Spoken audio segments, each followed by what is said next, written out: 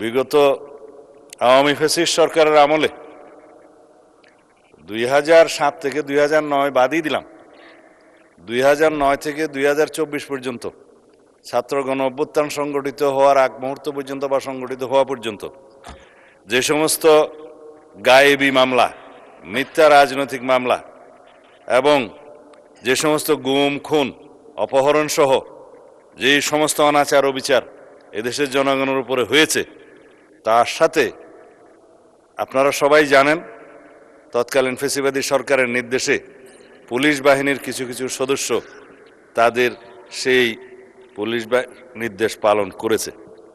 5ই August, আপনি 4 আগস্টের কথা বললেন, টাঙ্গাইলের একটি ঘটনা, দুঃখজনক ঘটনার, সেইটি তারই একটি অংশ এবং সে ব্যাপারে মামলা দায়ের করা হয়েছে। তার অগ্রগতি সম্পর্কে যদি বিস্তারিত জানতে চান, দয়া করে আরেকদিন একটি নোটিশ আনবেন, আমি সেই স্পেসিফিক মামলা সম্পর্কে আপনাকে অবহিত করতে পারবো। তবে মহান জাতীয় সংসদের সকল সদস্যদের অবগতির জন্য জানাচ্ছি, আমরা দায়িত্ব গ্রহণ করার পরে প্রথম কাজ হিসাবে করেছি, বিগত ইন্টারিম গভর্নমেন্টের সময় কিছু মামলা প্রত্যাহার করা তো হয়েছে, সেই মামলাগুলো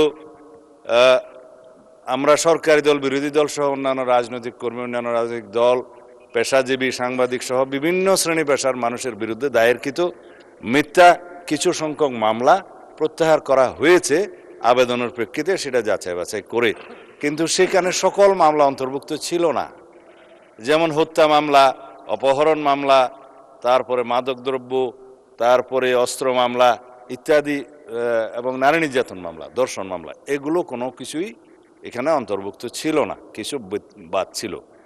আমরা দায়িত্ব গ্রহণের পরে জেলা পর্যায়ে জেলা ম্যাজিস্ট্রেটের নেতৃত্বে একটি কমিটি গঠন করে দিয়েছি। তার টার্মস অফ রেফারেন্স সেখানে উল্লেখ করা আছে। আমি সেটা প্রেস ব্রিফিংয়েও বলেছিলাম।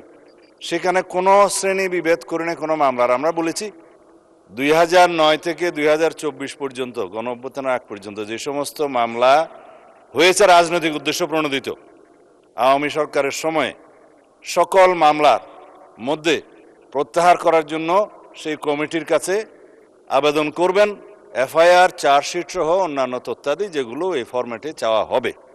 তখন সেই কমিটি স্ক্রুটিনি করে সেটা মন্ত্রণালয়ে প্রেরণ করবেন। আইনমন্ত্রীর নেতৃত্বে একটি কমিটি করে দেওয়া হয়েছে, সেই কমিটিতে সেটা যাবে।